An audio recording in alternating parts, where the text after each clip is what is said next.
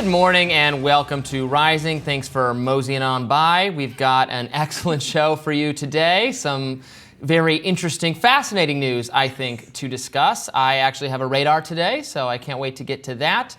But first, we should talk, I guess, about Joe Biden's farewell, sort of, address last night, although he'll remain the president for several more weeks and months. President Biden did address the nation last night, saying that he's ready to hang up his cleats and pass the torch to the next generation. Let's watch. You know, in recent weeks, it's become clear to me that I need to unite my party in this critical endeavor. I believe my record as president, my leadership in the world, my vision for America's future, all merited a second term.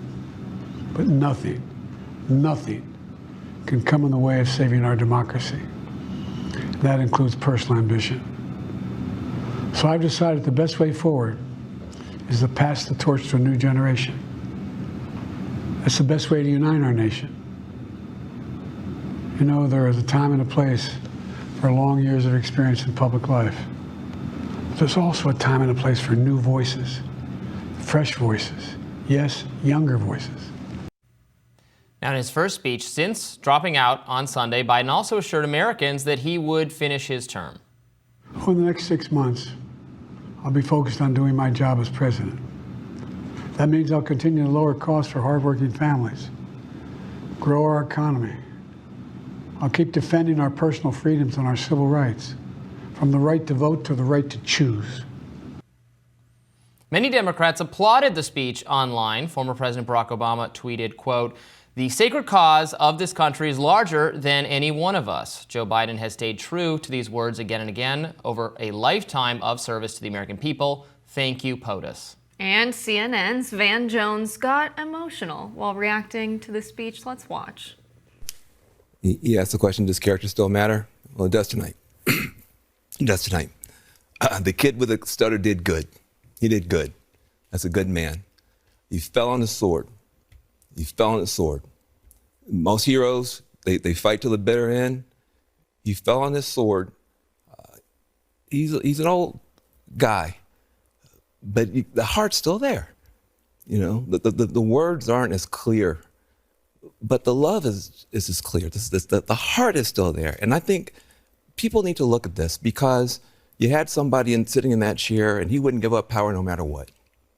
Wouldn't give up power, let there be an insurrection, wouldn't get out of that chair. Even when the people voted for you to get out of the chair, he wouldn't get out the chair. And you've got somebody who's sitting in that same chair, showing that character does matter, showing that you can have grace, you can put the people first, you can pass the baton, and you're a bigger person for it. But not all were so kind. Piers Morgan tweeted, quote, "Joe Biden didn't pass the torch to Kamala Harris, as he so disingenuously claimed in his sad, uninspiring address last night. He had his presidency and career torched by Democrat arsonists Obama, Pelosi, Schumer, Clooney, etc."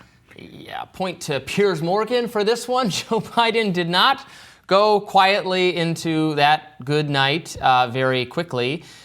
Look, he could have passed the torch after he won, after the midterms, and said, you know what, I'm not going to run for a second term, and because I said I was going to be a change president, I was going to be a bridge to the next generation of leadership. That's what he ran on when he decided to run for president in 2020. But he didn't do that. He decided to stick it up and pursue a second term, even as grave concerns about his mental and physical fitness increased over time and then became dramatically apparent to all. And even then, he didn't step aside willingly or quickly. He just had the entire leadership of the party, Pelosi, Schumer, Barack Obama, George Clooney, the donor base, the donor class, the elite donor class, turn on him and make it impossible for him to continue his presidency. And now here we are. So I feel like this attempt to paint him as this great patriot for willingly ceding power is a little bit of abrupt historical revisionism, but that's what they're going to do.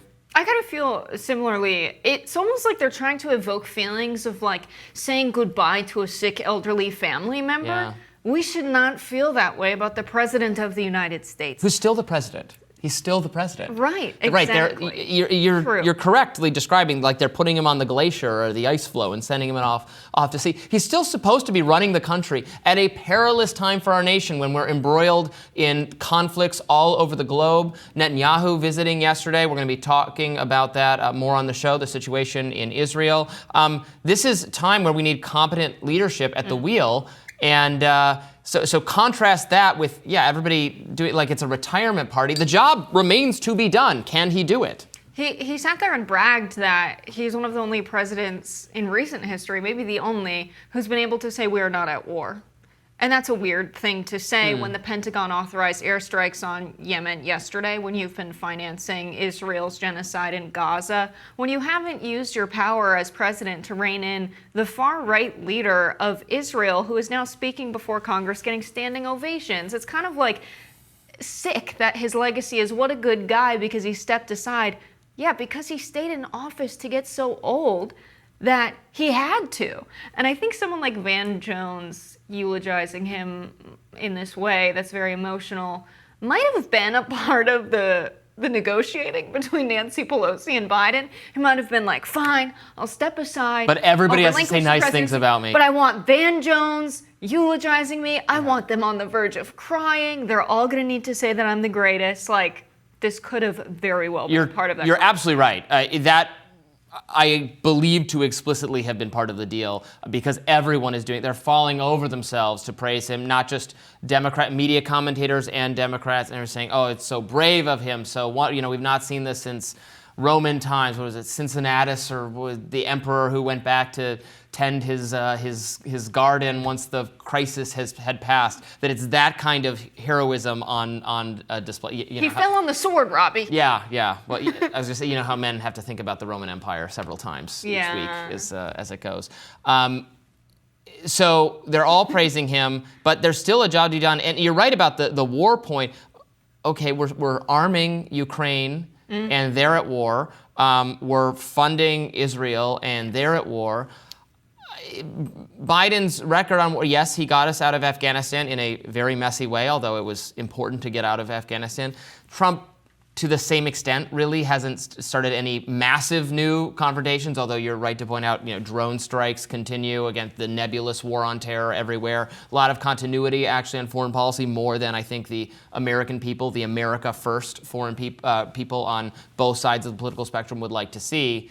But let's not pretend this is peacetime. It certainly doesn't feel like peacetime, and our spending priorities are not as if it's peacetime. We're spending tons on our military and on foreign militaries. Absolutely. It's good that everyone who is wondering gets to see the president is alive and is in the Oval Office again. I think that waiting this long to address it publicly was an interesting move because I think everyone that imagined him dropping out before Sunday imagined a video address to be the delivery method, not a PDF and a tweet. Yeah. Well, he just didn't want to do it. He absolutely did not want to do this, and he doesn't want to dwell on it. He doesn't want to talk about it, and now he's going to be checked out. I think that speech, rhetorically, he was just reading from a teleprompter.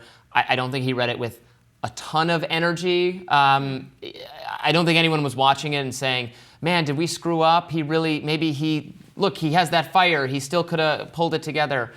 He seems incapable of campaigning, and so maybe it's for the best, although I do have a lot of questions and skepticism about Kamala Harris's electability that we're going to get to a little bit later on the show. Coming up, My Radar. Stick around, more Rising right after this.